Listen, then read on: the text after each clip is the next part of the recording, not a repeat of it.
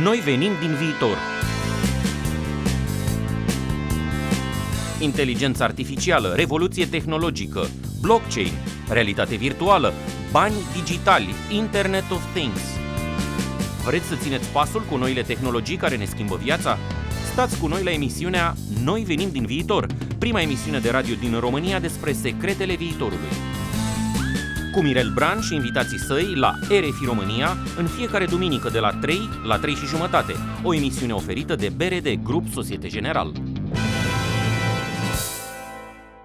Bine ați revenit la o nouă ediție a emisiunii Noi venim din viitor, prima emisiune din România în care vorbim nu despre ce a fost, ci despre ce va fi. Sunt Mirel Bran și timp de o jumătate de oră vă propun să ne uităm la noi puțin pe dos, nu dinspre trecutul nostru, ci din viitorul nostru.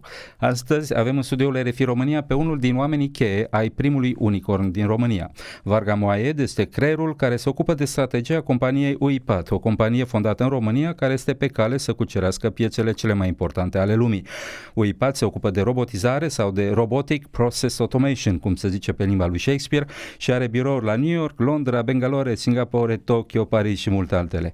O afacere plecată din România care se joacă acum cu miliarde de dolari pentru a crea algoritmi de robotizare. Varga Moayed a fost consultant, antreprenor și coach pentru management de top la mai multe companii multinaționale. Din martie 2018 se ocupă de dezvoltarea de strategii în cadrul companiei UiPath. Această emisiune va avea loc în limba franceză. Varga Moayed, soyez bienvenue dans le studio RFI Roumanie. Vous avez travaillé pour beaucoup de compagnies, vous avez un peu zigzagué dans votre vie professionnelle. Comment êtes-vous arrivé à travailler pour UiPath? Alors c'est assez intéressant, en effet j'ai zigzagué parce que je crois pas qu'une carrière et une vie soient linéaires, mais ça c'est mon parcours personnel. Je suis arrivé en Roumanie pour des raisons personnelles, puis j'ai épousé une Roumaine, donc je peux en parler. Et j'en connais beaucoup qui ont commencé comme ça en Roumanie. Et je me suis retrouvé à diriger en fait l'antenne de EY en Roumanie pour tout ce qui est conseil. Et vraiment, la première semaine où j'ai repris cette antenne, j'ai un très jeune consultant qui dit « Ah, moi je reviens de Londres et j'ai fait un projet de robotisation pour une grande compagnie d'assurance. C'est vraiment extraordinaire. » Et ce jeune, personne ne l'écoutait. Parce qu'il était... on a beau dire, on est un peu hiérarchique, on voit un petit jeune. Mais moi, j'ai toujours eu un peu le nez creux pour les technologies. Un jour, je lui dis, la semaine suivante, je lui dis, viens, on va aller déjeuner ensemble. Ça m'intéresse ton truc. Explique-moi qu'est-ce que c'est. Alors, il m'explique, voilà, c'est ce que j'ai fait. Je dis, ah, mais ça, c'est... Moi, je pense qu'il y a vraiment du potentiel. Et à l'époque, il avait travaillé avec nos collègues anglais. C'était un des tout premiers projets de RPA. Et avec donc une compagnie anglaise une technologie anglaise qui s'appelait Blue Prism. Je dis, ouais, c'est très bien. Je me demande s'il y a d'autres compagnies dans le monde qui font la même chose. Je dis, tiens, on va faire je me souviens, il était dans mon bureau. Je dis, tiens, on va faire un Google Search, on va mettre RPA.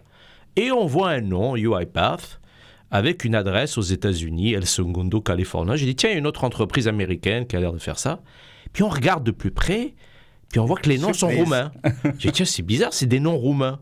Et en fait, on s'est rendu compte, donc c'était début 2015, on se rend compte que en fait, c'est une entreprise qui est à trois pâtés de rue de là où on était. Et je lui dis, écoute, va voir, apparemment, il y a une entreprise, en plus elle est en Roumanie, va voir ce que c'est. Et donc il va revoir, il revient très enthousiaste, ah, c'est vraiment très bien, tata. Oui, c'est encore mieux que ce que j'ai utilisé. Je lui dis, un peu de scepticisme. Je lui dis, parce que tu es roumain, je comprends ton enthousiasme. Est-ce que c'est vraiment mieux? Quand même, c'est une entreprise anglaise, de l'autre côté, ça fait des années qu'ils sont là. Mais en tout cas, au bout de quelques semaines, je dis, moi, je vais essayer de rencontrer le fondateur un peu pour voir ce qu'il en est. Et c'est là où j'ai rencontré pour la première fois Daniel Dines, donc le fondateur de UiPath, dans un petit restaurant à Bucarest. Et qui était à l'époque encore, je dirais, plus un développeur que le fondateur, le visionnaire qu'il est devenu. Et j'ai dit, même banco, on va tester avec un des premiers clients qu'on avait en Roumanie, avec qui on avait une bonne relation, nous à EY. Et on a testé le produit auprès de ce client qui a accepté de jouer le jeu. Et ce qui nous a beaucoup impressionné à l'époque, c'était, le fait de la proximité, mais aussi la vitesse à laquelle l'équipe roumaine de UiPath répondait un peu aux bugs que l'on découvrait live chez le client et arriver à trouver des solutions. Et après ce test-là, j'ai pris la décision, je me souviens de l'équipe disait peut-être qu'on devrait certifier 2-3 personnes sur cette technologie. J'ai dit non, on va en certifier 50. Et tout le monde m'a regardé avec mais 50, mais c'est inconnu. J'ai dit on va en certifier 50. Quand même, comme je ne suis pas sûr que s'ils vont réussir, on va en faire aussi 20 sur Blue Prism au cas où. Et j'ai envie de dire the rest is history. Après, je peux vous raconter plus en détail, mais c'est à peu près ça. Noi venim din viitor, prima emisiune de radio din România despre secretele viitorului. Cu Mirel Bran și invitații săi la RFI România.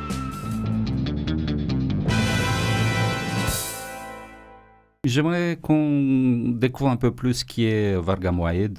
Racontez-nous un peu votre parcours. Comment on a compris comment vous êtes arrivé en Roumanie, mais avant la Roumanie, vous avez traversé un certain nombre d'aventures professionnelles. Racontez-nous un peu votre parcours. Alors, je ne sais pas à quel point où commencer, mais moi, je suis né de parents au départ qui étaient iraniens. Je suis né au Maroc. J'ai fait mes premières études dans le système français. Vous avez fait des études à Montpellier, si je me souviens. Oui, alors j'ai fait des études dans le système français au Maroc. Ensuite, je suis allé en France. J'ai fait une école de commerce en France. J'ai démarré ma première entreprise de logiciels en France avec 2 autres personnes qui à l'époque on utilisait même des mini-computers, donc ça ne rajeunit pas, pour informatiser les pharmacies en France. Après ça, je suis allé faire un MBA aux États-Unis, à The Wharton School, et j'ai décidé de faire ma vie en Amérique du Nord. J'ai rejoint le cabinet de conseil McKinsey, et je devais les rejoindre en fait au bureau de New York. Donc j'étais parti pour aller à New York. Et juste à ce moment-là, ils ouvraient un bureau à Montréal et ils cherchaient des gens qui étaient bilingues anglais-français. Donc c'est comme ça que j'ai atterri à Montréal. Comme on dit au Québec, je suis tombé en amour avec le Canada, avec le Québec. Je suis devenu citoyen canadien. Et je suis resté donc un certain nombre d'années à travailler pour McKinsey en Amérique du Nord. Après ça, j'ai quitté, j'ai démarré de nouveau, je suis retourné un peu dans la tech. On a démarré un incubateur avec d'autres collègues, avec Goldman Sachs comme lead investor dans les années Internet. Après, je suis arrivé en Roumanie. Donc en Roumanie, en fait, c'est mon deuxième chapitre en Roumanie. Je suis arrivé en Roumanie. Bon, l'incubateur, après il y a eu le boss de l'Internet, Goldman Sachs voulait récupérer son argent. Comme on n'avait pas tout dépensé, on a décidé de leur rendre leur argent. Mais on a quand même lancé une 12aine d'entreprises. Et je suis arrivé en Roumanie donc avec la même équipe avec qui on avait fait l'incubateur, parce que c'était Goldman Sachs en fait qui faisait la privatisation pour OMV de Petrom. Et qui se cherchait, donc OMV se cherchait des consultants de haut vol pour aider à restructurer Petrom. Donc on est revenu en Roumanie, on a bâti une entreprise de conseil et on a aidé en partie à la restructuration de Petrom. C'est comme ça que j'ai découvert la Roumanie. Donc j'étais là de 2007 à 2011 et je suis reparti une fois que le travail était fini, entre guillemets, je suis reparti à Montréal. Et en fait, je suis revenu donc en 2014, je crois, oui, fin 2014, début 2015. EY, et puis voilà.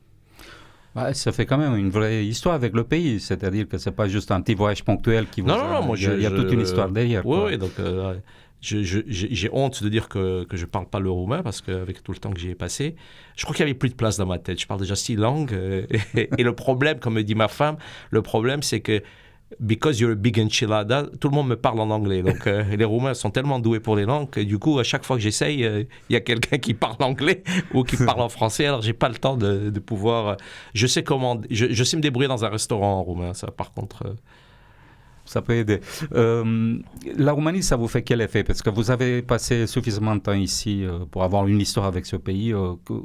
La Roumanie, c'est quoi pour vous? Au-delà de votre vie personnelle, pour moi, la Roumanie... c'est du talent inexploité. J'aurais pas dit comme ça, mais c'est excellent. Je pense que vous avez trouvé quelque chose de profond. C'est ça, c'est fondamentalement du talent inexploité. Ça me fait mal au cœur de voir tant de talent qui n'est pas gouverné, mais je ne parle pas gouverné de façon politique, governance autant, de façon à ce que le talent roumain puisse s'exprimer en général et en particulier au profit des Roumains eux-mêmes. Je pense qu'on a besoin d'une prise de conscience politique d'abord, parce que c'est là-bas qu'on prend des décisions, parce que c'est très intéressant ce que vous dites. On voit bien des pays, même en Europe, l'Estonie par exemple, des pays qui profitent des nouvelles technologies, qui ont su créer une législation très encourageante pour ces domaines-là, et qui ont réussi à faire un grand saut. Les Roumains, en général, sont, il faut le dire, assez frustrés de l'écart entre l'économie roumaine et l'économie des pays de l'Ouest. On a toujours souffert, on a toujours voulu rattraper l'Europe de l'Ouest. Et aujourd'hui, on a ce paradoxe. On a enfin l'opportunité de profiter de ces technologies et faire ce grand saut, parce qu'il y a quand même un grand écart entre nous et l'Europe de l'Ouest, mais on fait pas grand-chose, quoi. Je pense qu'on a un capital énorme, un capital humain énorme dans ce pays, extrêmement précieux, mais on ne sait pas vraiment faire pour le mettre en valeur. Il y a de plus en plus de gens qui partent ou qui travaillent pour des sociétés étrangères et qui font leur chemin, quoi. Ils ne nous attendent pas. Qu'est-ce qu'on devrait faire? Comment on peut faire pour donner à ce pays la chance qu'il devrait avoir, quoi? Écoutez, si quelqu'un avait la recette, d'abord, je vais essayer de répondre avec beaucoup d'humilité. Je n'ai pas la prétention d'avoir l'intelligence ou l'expérience à moi seul de répondre à cette question. Donc, je vais essayer de me limiter au domaine qui est le mien, c'est-à-dire les nouvelles technologies et je dirais le monde de l'entreprise. C'est une question qui est assez vaste. Un des fondamentaux de l'entrepreneuriat technologique, au-delà de la persistance, etc., c'est un changement en anglais on dit mindset, de façon de penser. Et un des plus, et ça c'est pas uniquement roumain, mais bon c'est particulièrement fort en Roumanie, c'est d'avoir une société, un environnement qui accepte l'échec et qui n'en fait pas un drame. Il y a la fameuse, au Silicon Valley, on dit « fail fast ».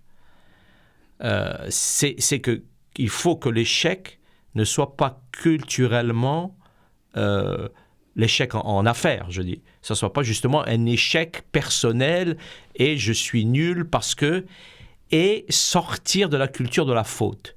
Je suis toujours épaté quand je coach mes employés roumains. Quand je donne quelque chose, leur première réaction, ce n'est pas de ma faute.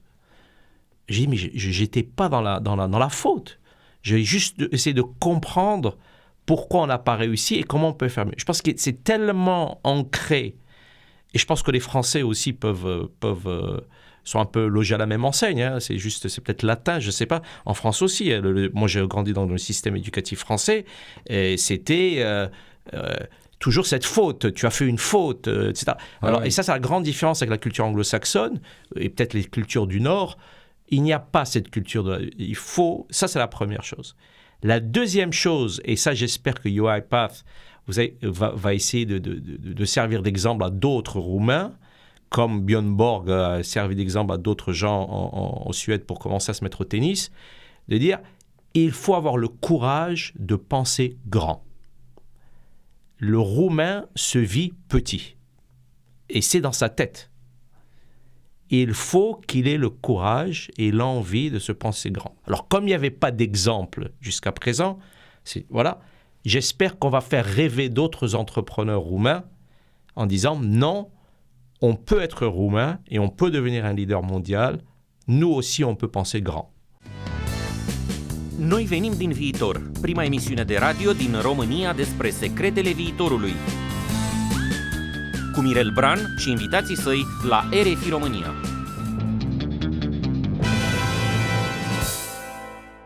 C'est un success story, ça c'est clair. Mais qu'est-ce qu'il y a derrière? Pourquoi UiPath, ça fait une différence? Je pense que le succès du UiPath est vraiment la réflexion du succès personnel de le travail justement mental que notre fondateur a fait sur lui-même. C'est-à-dire que, et d'ailleurs c'est pour ça que moi j'y ai cru, c'est pour ça que j'ai dit on va mettre 50 à l'époque en 2015. Daniel Dines est une personne exceptionnelle, et je ne dis pas exceptionnelle au sens flatté, c'est-à-dire statistiquement exceptionnelle, en Roumanie. C'est-à-dire que c'est quelqu'un qui n'a pas eu peur de penser grand. Et il le dit lui-même, il dit c'est un exercice, c'est comme un muscle. Il a eu le courage de penser grand. Et en même temps, il a tourné une faiblesse roumaine en un avantage. C'est-à-dire que, et ça fait partie de notre culture, des éléments de culture, on dit bold and humble. C'est-à-dire qu'il pense grand sans être arrogant. Et ça, c'est une combinaison qui est très difficile à faire et que lui, il a vraiment réussi à faire la synthèse des deux. Je vous prends l'exemple de la façon dont nous avons pénétré le marché japonais et aujourd'hui, nous avons 90% de part de marché au Japon. Nous sommes le leader absolu de ce marché. Quand nos investisseurs américains regardent une entreprise américaine, en général, le pays où ils n'arrivent jamais, où ils font tout, et enfin le Japon, et ça représente que 10% de leur chiffre d'affaires, 5%, ils sont contents. Pourquoi ? Parce que nous sommes arrivés au Japon, au Daniel en particulier, pas avec nos gros sabots, si nous avions été une entreprise américaine ou peut-être même européenne, en disant on sait tout, on va vous dire comment il faut faire. On est arrivé au Japon avec la modestie réelle du Roumain. On a quelque chose, on a une technologie. On était presque à leur demander, à s'excuser de venir les voir et on leur disait qu'on avait une technologie. Et on a donné les clés aux Japonais. On a dit voilà la techno, faites comme vous pensez que ça doit être fait au Japon. Apprenez-nous comment on doit faire. Et ça a été a love story avec les Japonais. Les Japonais, c'est une culture pour qui l'humilité est très importante. Ils ont été tellement épatés de notre approche d'humilité qu'ils nous ont adoptés. Et je pense que ce mélange que nous avons de fait de nos origines, et maintenant il faut essayer de trouver une façon de nous donner confiance en nous, donc c'est le bold, tout en gardant ce trait fondamental d'humilité. Et on travaille très très dur sur ce trait, parce que la minute que vous dites « je suis humble », c'est un paradoxe. Quelqu'un d'humble ne va jamais dire qu'il est humble. Donc on dit aux gens, on ne vous demande pas d'être humble. On sait que c'est dur, mais on vous demande de constamment y penser et de l'avoir comme un but sur lequel. Donc, ne pensez jamais que vous avez la réponse. Écoutez vos clients. Ne pensez jamais que vous arrivez dans un pays avec le gros sabot et qu'on sait comment on va faire les choses. Et ça aussi, c'est pas quelque chose avec, par exemple, nos dirigeants américains. C'est aussi quelque chose qui est pas tout à eux. Nous ont apporté le bold. Nous, on leur apporte le humble et on essaye l'humilité. On essaye de faire le mélange des deux. Pas mal. C'est peut-être un changement de paradigme qu'on a parce que avant, les choses étaient à peu près claires. Les gens de l'Est, de l'Europe de l'Est sont assez frustrés parce que les gens de l'Europe de l'Ouest sont beaucoup plus avancés. En Europe de l'Ouest, on retrouve la même frustration parce qu'ils se projettent par rapport aux Américains. Ils se disent, bon, on n'est pas aussi avancé qu'eux, et ainsi de suite, quoi. Toute une série de frustrations. Mais aujourd'hui, tout ça, c'est en train de disparaître parce que déjà, les frontières, ça veut plus dire grand-chose. Grâce à l'Internet et aux nouvelles technologies, un jeune de Roumanie, il peut se projeter instantanément à l'international. Donc, il y a un changement de paradigme peut-être. À vous entendre parler, on change de modèle, et de modèle business et de modèle de vie, et peut-être que les nouvelles technologies vont changer un peu notre vie, quoi. Oui, enfin, je pense que plus personne ne doute du fait que les technologies, nouvelles ou pas nouvelles, les technologies sont toujours nouvelles, constamment changent nos vies. Mais en parallèle de ce qui est intéressant de constater avec les nouvelles technologies, c'est les changements profonds de société que nous vivons.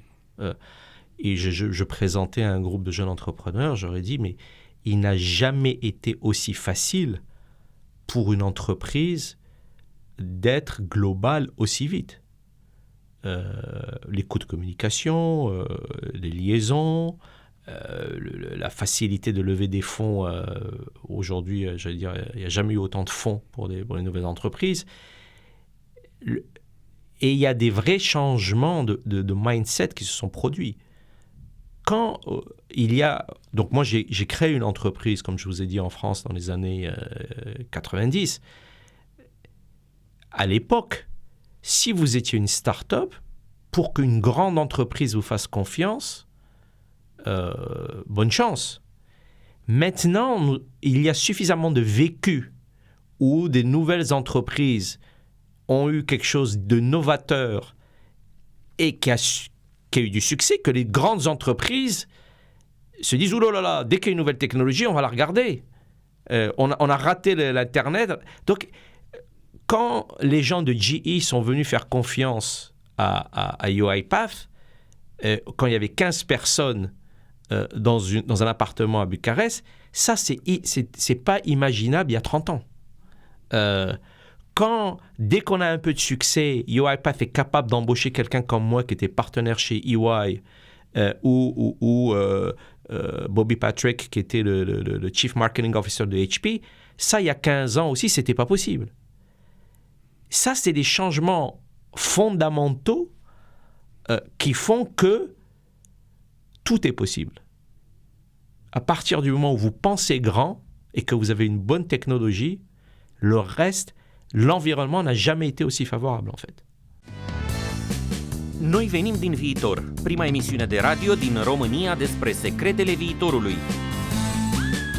Cu Mirel Bran și invitații săi la RFI România.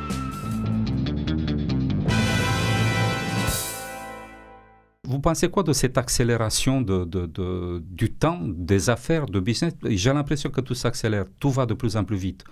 Évidemment, ça pose problème à la génération plus âgée parce que c'est plus difficile de tenir le rythme, quoi. Mais pour les jeunes, c'est quelque chose de normal. Ils vivent comme quelque chose, comme cette accélération du temps et du business, comme quelque chose de normal, quoi. Comment faire pour s'adapter à ce monde-là, au monde de demain qui est déjà là aujourd'hui? Je n'ai pas de recette, comment faire pour s'adapter. Je veux dire, le monde avance. Soit on s'adapte, soit on fait autre chose. Et d'ailleurs, pas qu'un modèle de bonheur. On peut décider de ne pas s'adapter et d'aller vivre tranquillement dans un village. Enfin, je veux dire, ça, c'est pas un problème. Il n'y a pas one size fit all. Je n'ai pas la prétention de dire, mais le fait que ça aille plus vite, c'est indéniable. Avant, on mettait un siècle à bâtir une entreprise de la taille d'Amazon. Maintenant, Amazon se crée, je sais pas, en 30 ans, je veux dire, c'est à peu près ça. 150 milliards de capitalisation en 30 ans. Voilà, ça, voilà. Et bon, ça, c'est un fait.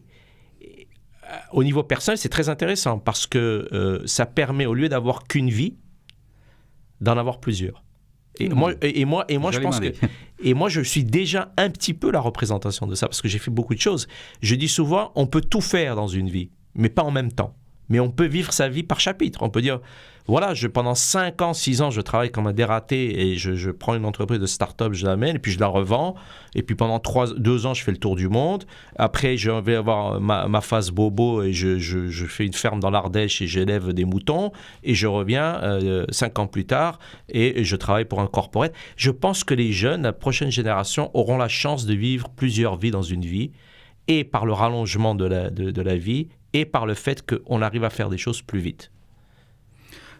Quelle est la chose la plus intéressante, précieuse que vous avez appris en Roumanie? Vous avez vécu dans beaucoup de pays, mais dans ce pays, est-ce qu'il y a quelque chose de particulier que vous retrouvez ici et que vous ne trouvez pas ailleurs? Ça, c'est difficile à répondre.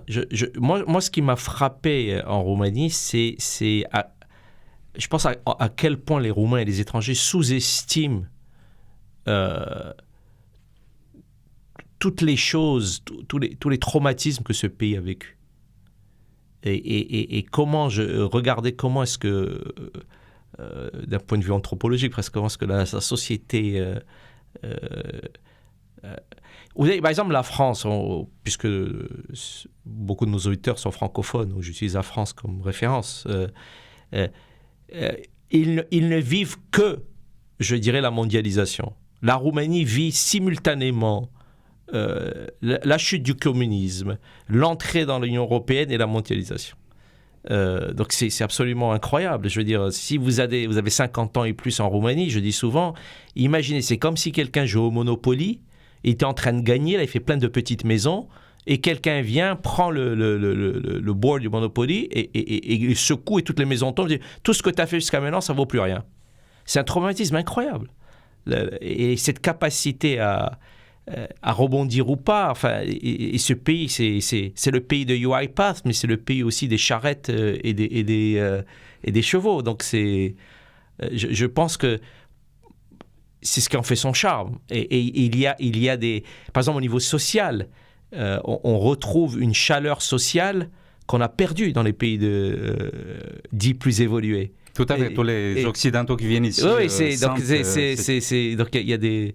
C'est un pays en mutation. Donc les gens qui aiment le changement et la mutation vont se régaler ici. Les gens qui aiment des choses très fixes, je ne leur propose pas la Roumanie. Noi venim din viitor, prima emisiune de radio din România despre secretele viitorului. Cu Mirel Bran și invitații săi la RFI România.